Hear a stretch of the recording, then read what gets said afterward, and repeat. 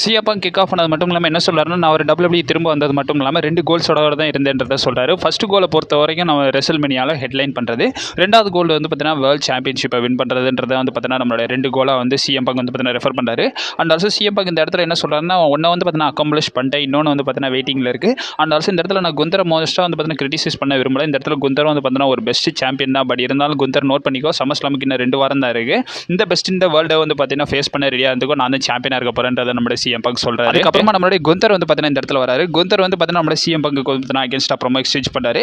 இந்த இடத்துல குந்தர் பார்த்தீங்கன்னா என்ன சொல்கிறாருன்னா, சிஎம் பங்க் ஒன்று வந்து பார்த்தீங்கன்னா இந்த இடத்துல வந்து நான் வந்து இன்சல்ட் பண்ணணும் விரும்பல. பட் இருந்தாலும் ஒரு சில விஷயத்தை வந்து பார்த்தீங்கன்னா கிளாரிஃபை பண்ணிக்கிறேன். நம்ம 2 பேருக்கும் ஒரு சில விஷயம் ஒத்து போகும். அது என்னென்னு கேட்டிங்கன்னா, நம்ம 2 பேரும் வந்து பார்த்தீங்கன்னா இந்த இடத்துல வந்து ஃப்ரெண்ட்ஸை உருவாக்குறதுக்காக வரல. நம்மளும் 2 பேருமே வந்து சக்ஸஸ்க்காக தான் வந்தோம், மணிக்காக தான் வந்தோம். அண்ட் ஆல்சோ வந்து பார்த்தீங்கன்னா சாம்பியன்ஷிப் வின் பண்ண தான் இந்த இடத்துல வந்து நம்ம 2 பேருக்குமே வந்து பார்த்தீங்கன்னா பிக் ஈகோஸ் இருக்குன்றதை வந்து பார்த்தீங்கன்னா சொல்கிறாங்க.